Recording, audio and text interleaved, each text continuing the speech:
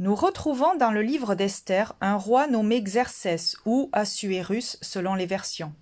Ce roi est une préfigure de Christ. Le Saint-Esprit m'a enseigné et montré deux types d'épouses. Le premier type est la reine Vashti, qui représente le peuple d'Israël, choisi par Dieu mais rebelle. Esther 1, versets 11 et 12. De faire venir la reine Vashti, portant la couronne royale, pour montrer à ses hauts fonctionnaires et aux autres gens présents à quel point la reine était belle. Les eunuques transmirent l'ordre du roi à la reine, mais celle-ci refusa de venir. Le roi se mit violemment en colère. Le roi veut montrer sa reine, car il est fier de sa beauté. Notons le détail que la reine vienne avec la couronne royale, car cet ornement démontre que cette femme n'est pas n'importe qui, mais qu'elle représente la royauté, qu'elle est semblable à lui. Dans la Bible, il est parlé de trois types de couronnes, celle de vie, d'honneur et de gloire. Voilà ce que représente la beauté pour Dieu, pas la beauté visible aux yeux, mais la beauté de l'âme. Donc le roi l'a fait appeler pour la montrer au peuple et aux ministres. Mais la reine, capricieuse et rebelle, comme le peuple d'Israël dans le désert, a refusé d'écouter son roi. Le roi avait tout donné à cette reine, comme Dieu à son peuple, tel un enfant gâté et ingrat.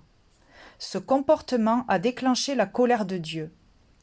Sur conseil de ses ministres, dans Esther 1, verset 19, le roi donnera la dignité de reine à une autre qui soit meilleure qu'elle.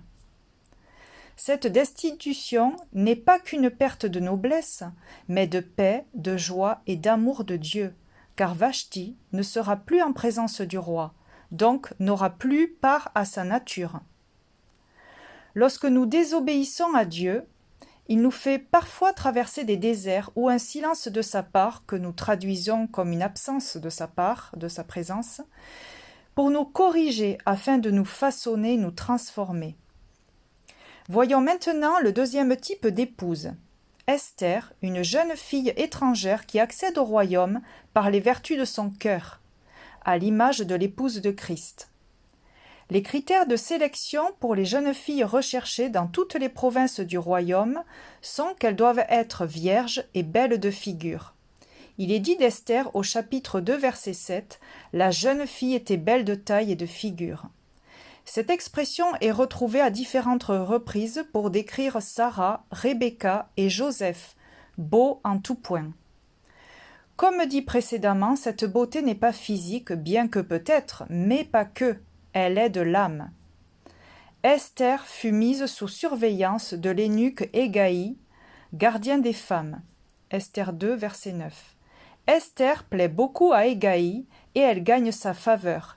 Il lui donne aussitôt tout ce qui est nécessaire à sa beauté et sa nourriture.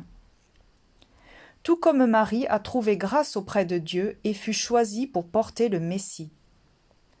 Mais cela n'était pas suffisant pour qu'Esther se présente devant le roi. Elle a dû travailler durant 12 mois. Esther 2, verset 12. Et quand venait le tour pour chaque jeune fille d'entrer auprès du roi Assuérus, après qu'il lui avait été fait pendant 12 mois selon la règle établie pour les femmes, car c'est ainsi que se complétaient les jours de leur purification, 6 mois avec de l'huile de myrrhe et 6 mois avec des aromates et des parfums nécessaires à la purification des femmes. L'eunuque Hégaï représente le Saint-Esprit, qui, durant un temps, va purifier pour transformer avec huile et aromates les jeunes filles.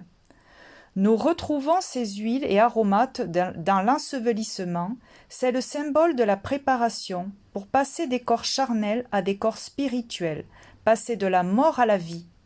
Les nouveaux corps seront parfumés avec une odeur agréable à Dieu.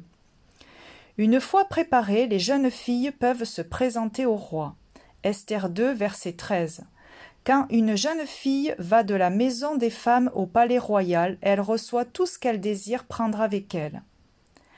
Les jeunes filles devaient prendre généreusement les libéralités du roi, tandis qu'Esther demande seulement ce que Hégaï l'eunuque, chargé de la maison des femmes, lui a conseillé de prendre.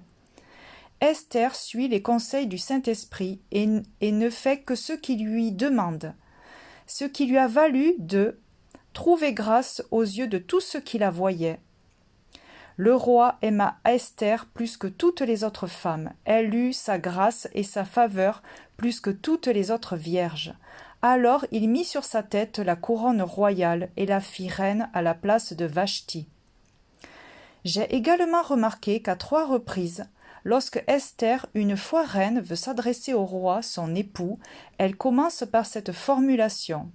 « Si j'ai trouvé grâce aux yeux du roi, et s'il plaît au roi d'accorder ma demande et de satisfaire mon désir. » Elle dit alors, « Si le roi le trouve bon, si j'ai trouvé grâce devant lui, si la chose paraît convenable au roi, et si je suis agréable à ses yeux. » Esther répondit, « Si le roi le trouve bon, qu'il soit permis. » Esther est une épouse soumise qui réalise la souveraineté de Dieu.